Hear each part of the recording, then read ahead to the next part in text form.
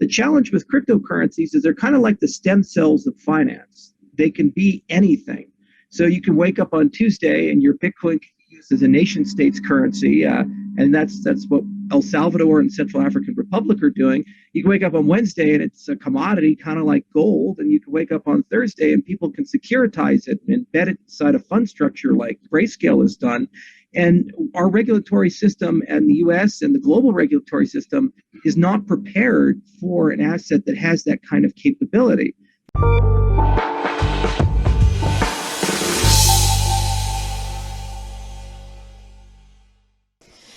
First of all, I'd like to ask you to briefly introduce yourself. We are DFT. This is a very non-specialist audience, if you like. So some people might not be fully aware of who you are. Could you give us a quick run through and tell us why they should know who Charles Hoskinson is? Well, I'm an entrepreneur in this space, and I've been in the cryptocurrency space for almost 10 years now. I started as a Bitcoin guy. I was a miner and a trader, and then from there I became an entrepreneur, and I started founding cryptocurrency companies. I've done about 3, Invictus Innovations.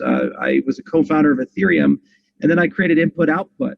And my last company is my largest, and by far the one I've done the most with. I've been running Input Output for over 7 years now.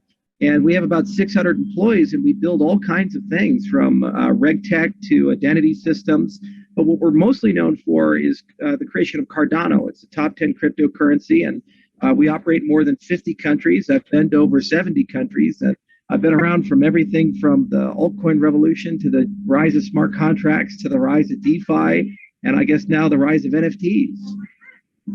Thank you so much. I guess the first question I'd like to ask you is, do you think crypto should be regulated? Well, it is already. Crypto, like any asset that holds value and involves people, it has a regulatory capture. The question is, how should it be regulated and who should regulate it, and how does that work on a global basis? So the problem we have, especially in the United States, is that we tend to do regulation by category. So we say something's a security or something's a commodity or something's a currency. And then we build regulatory bodies that are specialized for that, like, for example, FinCEN and the CFTC and the Securities Exchange Commission. And they have kind of well-defined parameters of what to do. For example, if you're a security, you're supposed to register and have disclosures and these types of things. The challenge with cryptocurrencies is they're kind of like the stem cells of finance. They can be anything.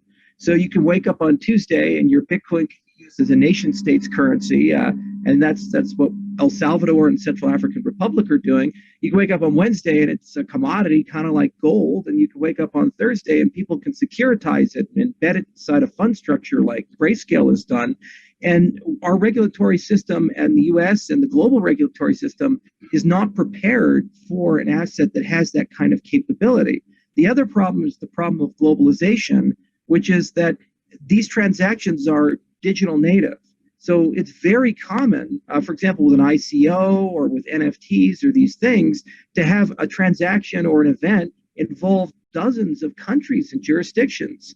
It's very common for these to involve many, many actors across the world. And how do you handle a compliance scenario where you have participants in 100 countries, and maybe one of them's Iran and one of them's North Korea, and majority are the US, but there's some in the UK. Who's in charge? How do you sue when a problem goes wrong? Who's the issuer? And this is why there's a global conversation right now about how to update, modernize regulatory structures or create sandboxes that allow us to kind of work our way through and what can be done algorithmically and what still needs to be done with people. Thank you. You once said that you believe that blockchain technology can actually change the world. You believe that central banks will be done away with. Social movements like Black Lives Matter, for example, or Me Too, can actually get momentum with this technology.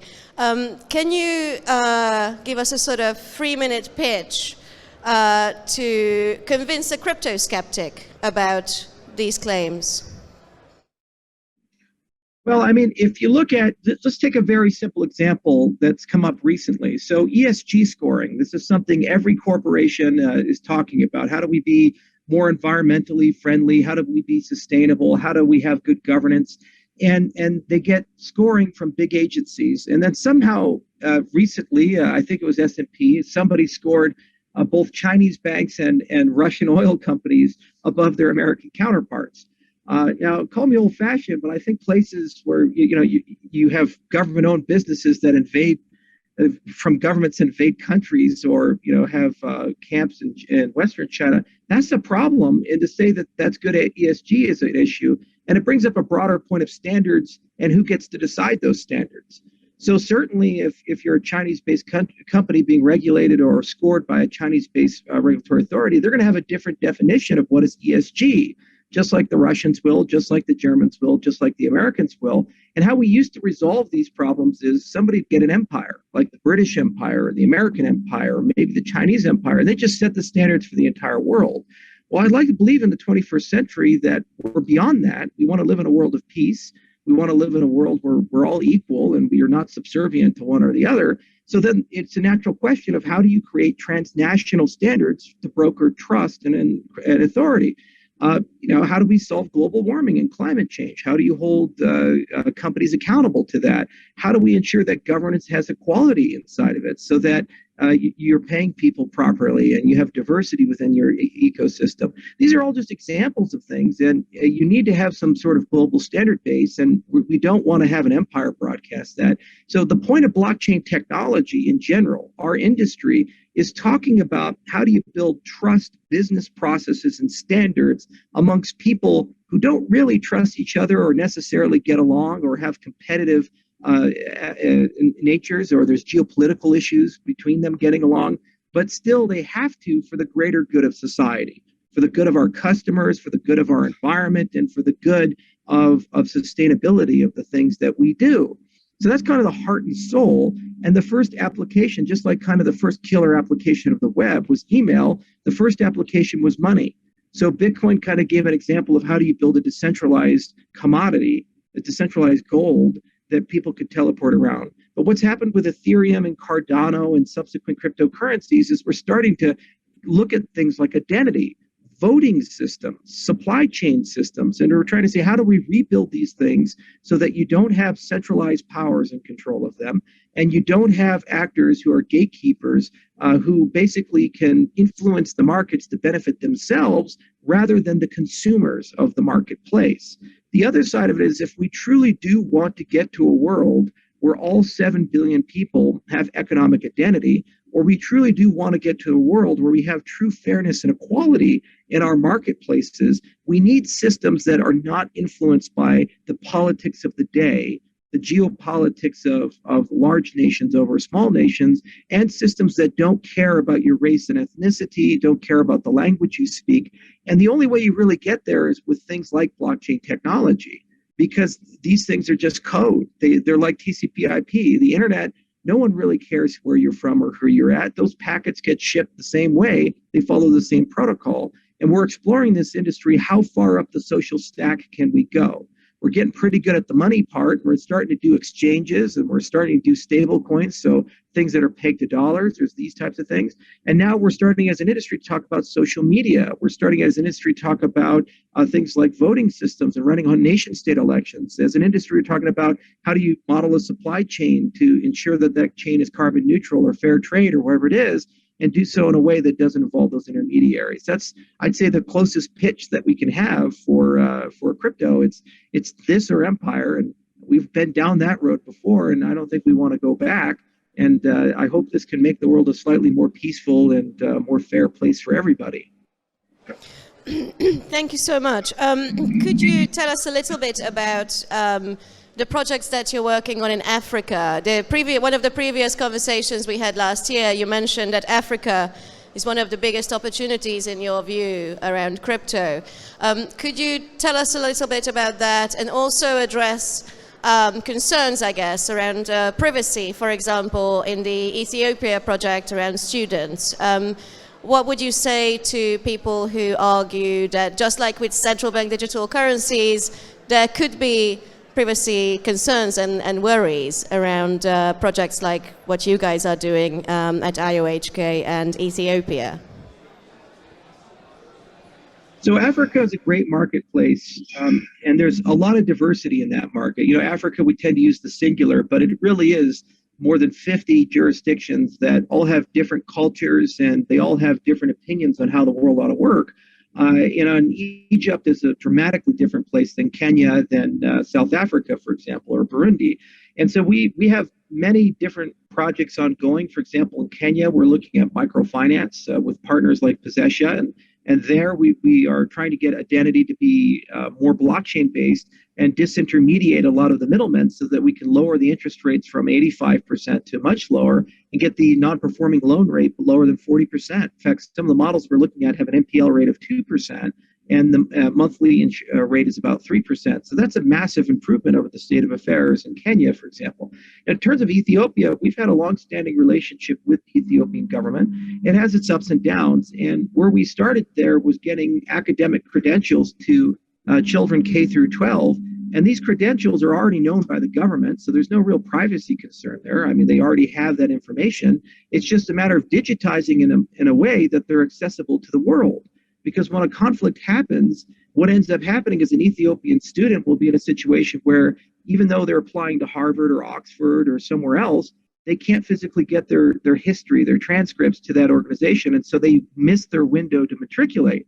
If you digitize these things, the student can provide the record, and then it's easy for, without any transmission of records from the government, for the Harvard or whoever it is to verify that those records are indeed legitimate. Now, where it gets a little trickier is when you move beyond academic records, which are already owned by the government, to things like your financial transactions, to your voting record, your national ID card, and these types of things.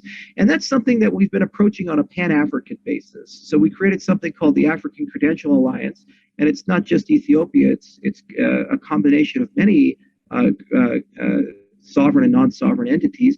And the point there is to study how we can create some open standards where we can take concepts like self-sovereign identity and privacy rights, which have been pioneered in the European Union and other places, and embed them into an algorithmic system. Now, the advantage here is that the code transcends the government. So basically, once people get into that system, the code will follow its will. And if the government tries to move it in a particular direction, they can't, any more so than the United States can't come in and print more Bitcoin or these types of things. So in many ways, this actually does constrain the desire to create a privacy or a spy state.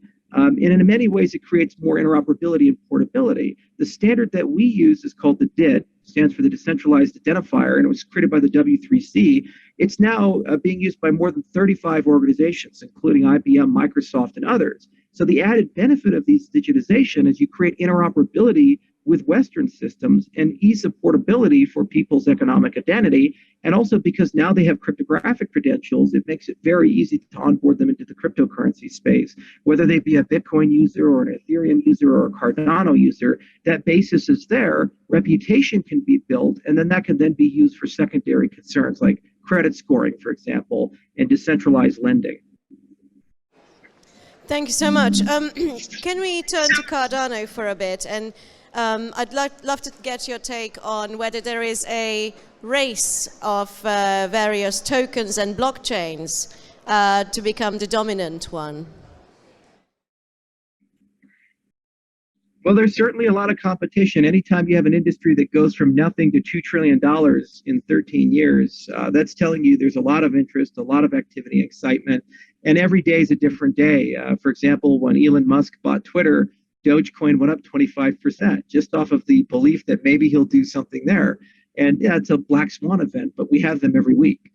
So Cardano really is our attempt to try to evolve the space a bit and evolve their thinking a little bit, move us into the third generation. And we really have three things we focus on: sustainability, scalability, and governance.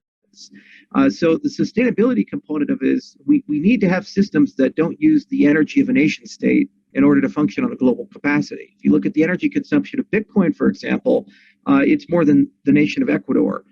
Just to maintain a network that's kind of mid-sized. If it continues growing, it could be more than the UK or Canada, which is a serious environmental concern relative to the value that the system is producing.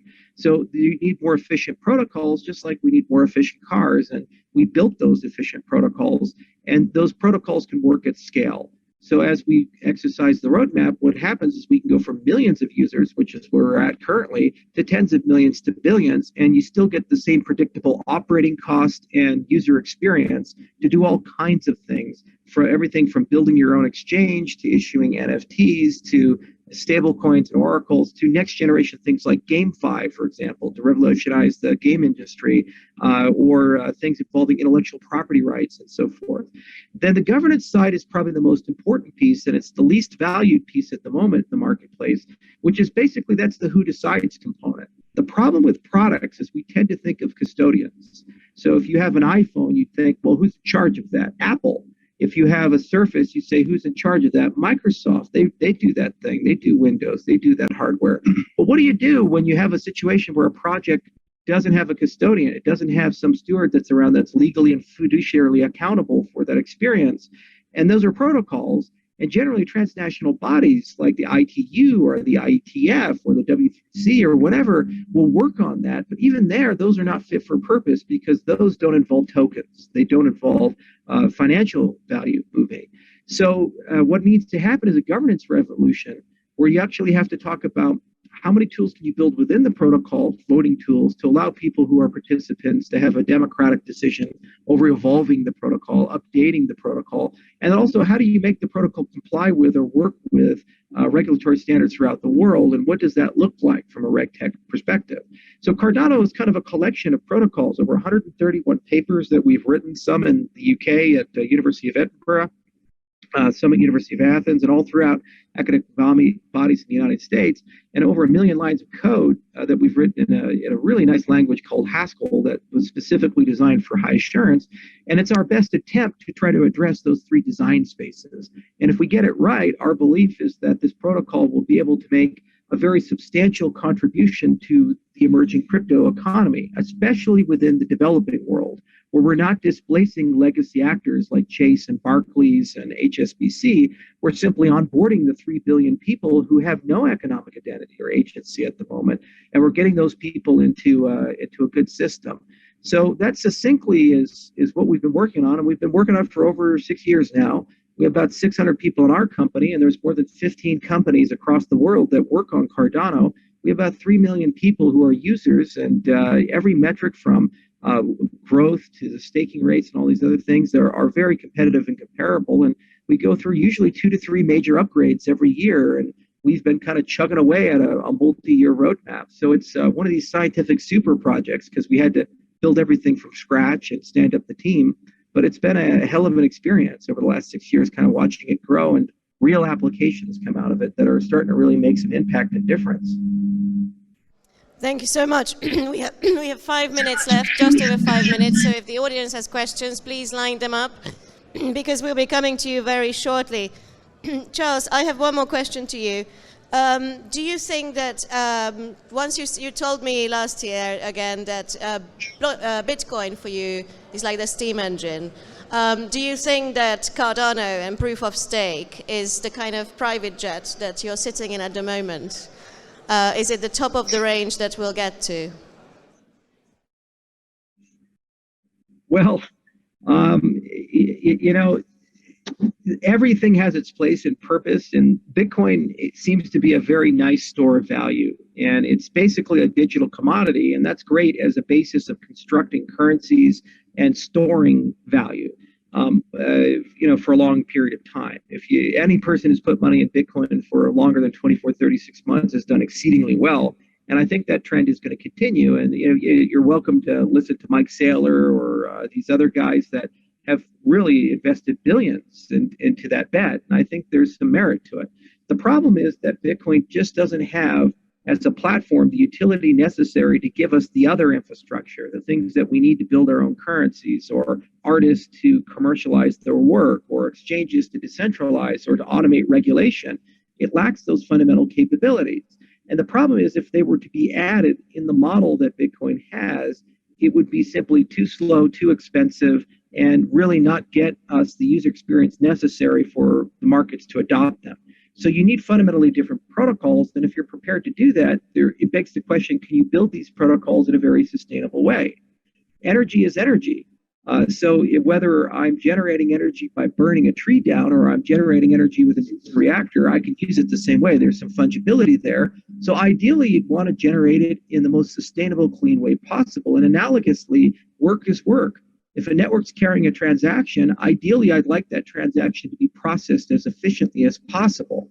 If you can invent protocols that have the utility that we need for a decentralized infrastructure of the future, and you should try to invent them in a way that they're decentralizing over time, they're sustainable in that the amount of energy consumed to process them goes down over time, and they get organically faster as computing equipment, networks, and storage get better. That was our aim, and this is why we actually had to go back to first principles and write 131 papers and do all kinds of crazy academic research, because at the time that we started, there really wasn't solid foundations, and there were a lot of security concerns and other things. But thanks to a lot of work we've done, Algorand has done, and a litany of other of these third-generation cryptocurrencies, the market's now moving to a point where I think there's a durable belief that we've accomplished these things, as evidenced by the fact that more than half of all the market capitalization of cryptocurrencies now sits in proof of stake cryptocurrencies instead of proof of work cryptocurrencies like Bitcoin. This was not the case 5 years ago. Bitcoin was king and everything else was kind of a secondary concern. Now more than half the industry's there. It's also evidenced by the fact that companies are starting to make specific decisions. When I was growing up in the space, if you accepted crypto, you either accepted Bitcoin or maybe a few altcoins. Now they're banning Bitcoin and Ethereum, for example, Mozilla and Wikipedia, off of environmental concerns. So a lot of companies are starting to have real conversations about saying you have to be sustainable in addition to having utility. And if you're not, then we're not going to embrace that. And this is what adds dynamicism into the marketplace and really makes the market a lot of fun to participate in. And every year, as I said, we learn a lot from these Black Swan events, and we learn a lot from emerging technologies. Thank you so much. Any questions from the audience? Yeah, we have one question, Charles. 1 second. I will, hopefully you'll hear it. If not, I'll translate it. Hiya. So Cardano's had a lot of success in like Ethiopia. So what do you think is stopping other governments from following their path and doing the same thing with Cardano? Did you get that, Charles? There's really nothing. Yeah, I heard it. There's really nothing. In fact, we have overwhelming demand in places like Zanzibar, Burundi. In Zanzibar, we have a telecommunications project we're partnered with World Mobile on, and they're actually deploying a micro decentralized ISP that hopefully will be able to get not only everybody on the island online, but also all the fishermen online so they can start embracing sustainable fishing practices. Burundi's a bit further up the line because it has more infrastructure that needs to be built. But we've seen overwhelming government demand across the board. There's a very strong appetite, especially in small to mid-sized nations, to try to embrace these things. Barbados, for example, just recently opened the first digital embassy in the entire world. They're really getting involved in the metaverse, and I guarantee you there's probably going to be NFTs and all kinds of crazy things that end up flowing through there, and they're very innovative. So, what we do is we try to make the case of, well, if you're coming, you need to build on a solid foundation, because at the end of the day, this is not about customer acquisition. This is about public service. So you have a moral obligation to know it's going to work, it's secure, and it's going to be around for a long time, and that the governance behind it is such that it guarantees that what you agree to will stay the same way. Where things get a little screwy is when deals change or structures change and suddenly predatory behavior happens and it hurts the people of the country. We see this a lot in the resource business and many different places, from Zimbabwe to Congo to Mongolia, where these Western companies will come in and they promise a lot of things and they sound great. And then as they start building things, you don't really get what you thought for, but what do? You don't have enough leverage to be able to pull out or stop the situation. And it's the same situation in a lot of cases in the banking sector as well, or in other industry verticals. What's great about the tech we build is that the rules are up front, everybody knows where they stand, and once it's installed, that's the way it stays. And in many cases, there's no intellectual property, and in many cases, the users of the system basically own their assets within it, so they have control of that. Like with the identity systems, for example, you control your identity credentials, and those are portable. Whether your government maintains that system or not, there's a durability about this. So we have more demand than we have supply. We just don't have the people to service all the deals. And because of that, we've noticed more than 900 dApps have formed on Cardano. And a lot of them are starting to get into the GovTech business because they see an opportunity there, and we just see so much rapid progress. So it's really exciting from that perspective. Well, thank you so much. I'm afraid we're out of time, but we'll let you go with your flight. Enjoy the rest. Have a glass of bubbly. That's what we're going to do here in the nightclub. Thank you so much, and hopefully we'll speak again. Thanks, guys.